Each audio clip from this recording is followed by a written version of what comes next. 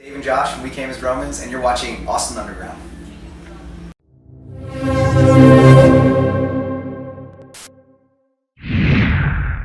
Hey Austin Underground, this is Reese and we're here with We Came as Romans. How are you? Good, how are you? Good. Alright, so how's tour so far, guys? Good. About halfway done. I think the halfway point officially was like 3 days ago.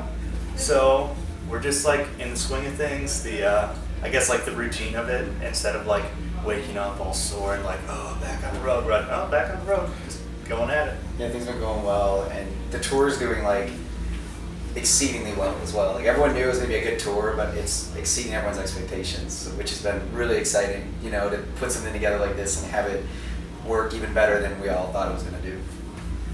Okay, do you guys have any like crazy tour stories so far that you'd like to share? We had a friend out with us helping us with lights, being a TM assistant, had literally every job title like under the sun. And he had to fly out yesterday to go to Europe to tour manage another band. And so without his approval, we were like, all right, you gotta drink 40 beers in 2 days. And he was like, okay. He did it. He just did it. And so the past 2 days has just been like everyone on like one team, and his name was Corbin, but we also call him Gordon or Gorgon or Goblin. Yeah. Or it's like tons of names, and everyone's just like, where's your beer? Drink your beer. All right. And like just the entire day. I mean, we get to venues at like noon, and we don't leave until 4 in the morning. So the whole time we're just like, beer, someone get Gorgon a beer. Yeah. And it's just been like this tour event. We've all been making sure that it's well hydrated. I think the other funny thing we've been doing is our front of house engineer, he has a really bad habit of leaving his radio laying around.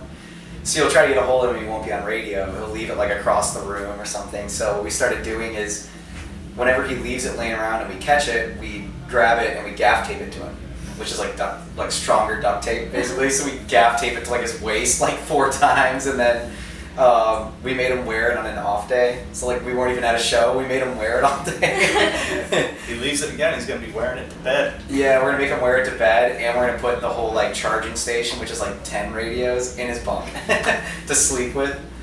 Yeah, I mean just like little stupid things we all like do to each other just to mess around. I don't know, it's funny. Oh, I thought another crazy tour story actually. Because I knew there was one, I couldn't think of it. So we were in LA, and the parking was kind of a nightmare for all the bands. I mean, imagine parking 5 oversized vehicles in like LA proper. So it was a nightmare. And what wound up happening is like Ocean's 8 Alaska left enough space in between our bus and the back of their trailer so they could load. And some little like foreign, like tiny little car, of course, squeezes in there and literally made it so. And then someone did that in the front of their van too. So literally they couldn't open their trailer door, they couldn't get out or anything. And so what we wound up doing is we wound up getting like 15 guys on the tour, and we lift the car up like maybe half an inch off the ground and like slid it back far enough where they could open their trailer door and like get out. But it was funny because like we were like, I don't know what to do for like a half hour, and then we finally did it. It took like 20 minutes to get enough people and to make it happen. And then like 5 minutes later, the car in front of them finally left. So we were like, well, cool story, I guess, but it wound up being kind of pointless. All of that for nothing. But it was cool to move a car. I was gonna say, not the first time we really moved sick. a car on tour. Yeah, another time we like bounced the car, like so it was like going like this and like turned it enough where we could open our trailer door. Yeah. You gotta do what you gotta do. I was gonna say, let that be a lesson. Don't park behind a trailer. Yes. Because that door's gotta come down. So let's talk about touring some more. Like, how do you guys figure out your set list for the tour? This one was pretty cool because I went and saw Thrice when I was back home in Detroit visiting family, and I was super inspired by like the way they mingled in like old songs with the new ones. And like at the time I hadn't heard their new record yet, and I don't know that I would have checked it out for whatever reason. I just never like kind of got around to it. And then when I saw it live, I was like, damn, this is so sick. And then like the next song would be like an old song that like meant a lot to me. So it was cool. I was like tied in the whole time, and I was super inspired by that. So like I told Josh, I'm like, Josh, you should run like a Twitter poll or something and hear like what older songs our fans want to hear. Because we already knew what new songs we were going to play just based off popularity and stuff. But with the old songs, it was a little trickier. So we actually ran like Twitter polls to see what our fans wanted to hear. Because I thought that was so cool seeing Thrice and seeing how like there's so many throwbacks, but you also got to enjoy their new music. So that was kind of a goal for this tour too. Yeah, it was really cool. I ran 3 days of polls. I think there was like 16 in total. And then on top of that, we look at things like Spotify plays, like the analytics behind the scenes. And it's funny because like you would never expect certain songs to be like fan favorites, at least from our end. Maybe just because we're like so close to it or we've played the song 1,000 times. But for instance, on this tour, we're playing a song off our first record called Broken Statues that wasn't even meant to be a single. It actually just leaked on accident. And we were like, oh, just kidding. Here's a single for you guys. You know what I mean? And we're actually playing that because people were like, oh, I love that song. And meanwhile, I'm over here, I'm like, oh, I wrote that when I was like 18. This song is bad. But like, people love it and they want to hear so it. much nostalgia, for some of those songs. What is your favorite song to play on tour? Oh, I already know my answer. Okay, Okay, Dave's gonna think. I knew that was happening. It's kind of tough. My favorite song is on our new record. It's called Foreign Fire. It was just like a really personal song lyrically to me. Full disclosure, the first time we played it was on this tour in Pittsburgh, and it was like this sold out show. The crowd was wild. And I'm like on stage and we're playing a part lyrically that was about my grandfather passing away. And I'm on stage and I like just start crying and I'm like, oh no. Like also like what is going on? And I just like, I don't know, I haven't been that like moved or connected to our band and music that we've made together in a little while, probably since Tracing Back Roots, our third record. There's just nothing that I connected with that personally on our record before Cold Like War. And so that song to me is just like, I don't know, it takes me back to like when we were young and we just like loved music and everything was so important and everything had like this huge meaning. And that's how that song makes me feel when we play it. Cool. Yeah, I really like playing that. I also really like the way we start our set, which is fun. It is actually. I can't really say it's my favorite part because it like, that would suck if my very favorite part of the whole set was the very start of it. But I just like how it starts. We play this like hype song and we all kind of like pump each other up, and then Vulture starts.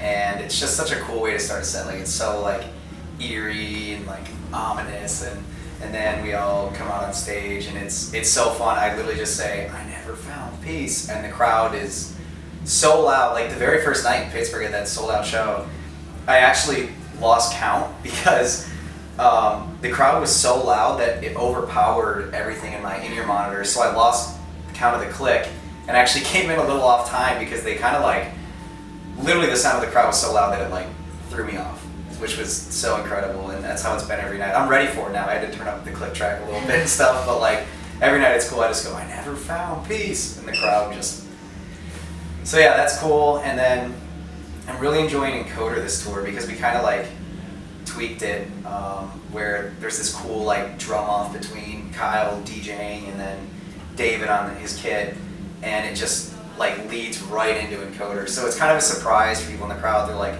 oh, this is cool. I feel like that's something we haven't really done that much in the past, where like we've really incorporated in any kind of solo like battle like that, like just kind of different for us. So that's been exciting too. Let's talk about your new record that you guys released. How do you guys feel about it?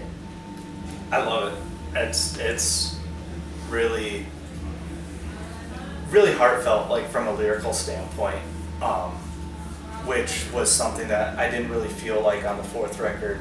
It like, not at all. It's just we had worked with so many co-writers on the fourth record at the request of a producer, and instead of just doing what we wanted to do and write what we wanted to write. So on this record, we just did it ourselves with two friends, our friend Nick Sampson in Michigan and our friend Drew Folk in LA, who we had personal relationships with before we had a musical business connection. And then it was just the band. And so everything is really personal, really just real and very intentional. We wanted every word to be there. We wanted every song to sound the way that it sounds. And it's just us actually as a band and no one else saying, oh, well, this is how I think this band should sound or would sound. And I think that was really important for us coming off of our self-titled to like just reestablish our identity for ourselves, almost like a self-esteem boost, like a solid ground beneath our feet as we like embarked on like this massive tour cycle of, we were just on the road for 77 days with I Prevail. voice crack. With I Prevail, and then we're doing this tour, and we go home for 1 week, and we go to Europe, and we get back from Europe, and 3 days later we're driving out to do some festivals, and having a record behind all of those days that we love and actually like enjoy playing, and enjoy just like even just talking about it in an interview or talking to fans about it. Every day we do a meet and greet, and you know, our fans love it, and it's been great to like hear that again. Yeah, for sure. I mean, heartfelt's a great way to describe it, because I mean, I think it was the first 2 weeks in the studio we didn't even write any music.